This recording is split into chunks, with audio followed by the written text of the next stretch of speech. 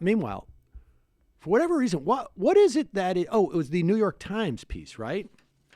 That was it. The New York Times did a story on Steve King. He was interviewed by the New York Times, and he said, when did the words white nationalist, white supremacist, and Western civilization become offensive? Which is a weird thing to say.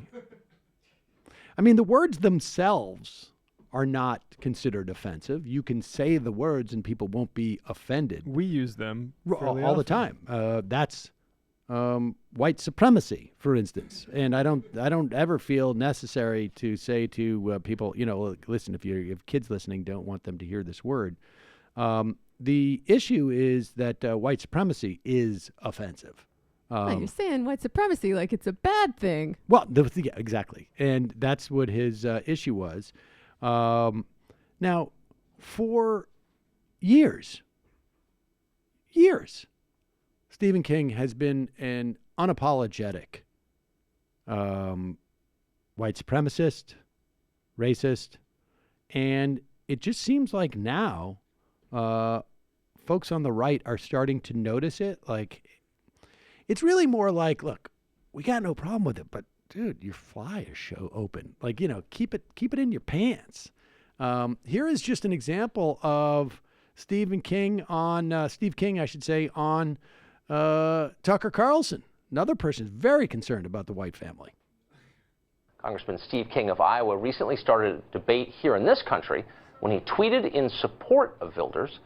He wrote this: Wilders understands that culture and demographics are our destiny. We can't restore our civilization with someone else's babies. And so we're at this place now in America where we're seeing people marching in the streets that are pushing back against the American culture and the American civilization. And it's troubling to me. What is the American civilization? With other people's babies. I mean, he's talking about white people, right? I mean, I think we know that. And after all, according to him, what's offensive about white supremacy? And it's troubling to me that over the last 25 years, we've essentially phased out the promotion of assimilation, and we promoted instead multiculturalism and diversity as if it were our strength. And in fact, they're using it now to divide us, and that's what Barack Obama did throughout his presidency. Everything you said, I think, is defensible and probably right. And that's what we've got to restore, is Western civilization for the world, Tucker. But we got to restore Western civilization for the world. Gives the Eastern, that's very sweet. Give the Eastern civilization some of this Western civilization. That's right. We've got to make. I mean, that's eliminationist talk, it seems to me. But go ahead. But College Park, Maryland is the language that I saw come down. It says, we don't care whether you're legal or illegal. We don't care whether you are a deportable. We just want you to weigh in and voice your opinion on our local election. And that it so devalues citizenship, and it devalues being a good citizen, and it has contempt for the law and the rule of law. And we're going to descend into a third world country if we're going to tolerate such a thing. So this is one of those stories. College Park, Maryland is a pretty small place. There's University of Maryland's there. But it doesn't seem like a national story, except when I saw it, I thought, this is the future. If there's one thing the president ran on, I watched it, it was building the wall. We're going to build the wall, a big, beautiful wall. This campaign was not run on, I don't know, cutting Medicaid. It just wasn't. So why, you're a truth teller, tell us why it hasn't happened. The wall itself. Yeah, why hasn't the Congress moved, separate from everything else, to fund and build the wall that their leader, the president, promised repeatedly during the campaign? All Democrats oppose it. I don't know a Democrat that opposes illegal immigration today. And you saw a Democrat candidate for president, Hillary Clinton, say, we're going to fast track them to citizenship. Well, and as College Park is the future. Congressman, thank you. That's what happens to America. Let's restore the rule of law, Tucker. Thanks. Amen. Yes. Wow. Good for Tucker, giving, just allowing for that exchange of ideas. We're going to talk more about Tucker Carlson at the Sunday show. Talk about his critique of capitalism. The critique was correct in some respects.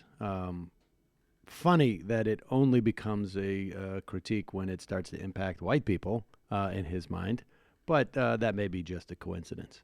He's definitely someone to be afraid of. Yeah. Like the far right parties in Europe have done a much more effective job for historical reasons of pairing this kind of right wing populism with a sort of social democracy for the right people. And that combination would be unstoppable. I mean, it already was unstoppable in Trump, and his nods to social democracy were mainly rhetorical. So look out for that guy. I mean, there is history in this country of that type of talk. Pat Buchanan was not terribly far from that stuff too. So it's not without precedent in this country. But it is interesting and important to discuss. But again, Tucker shows a little too much leg insofar as having Steve King on. They didn't so many mention times. it. Apparently, it didn't come up on Fox News, the whole Steve King comments, even though they were quite concerned about Rashida Tlaib's language. That's really weird. That's really weird.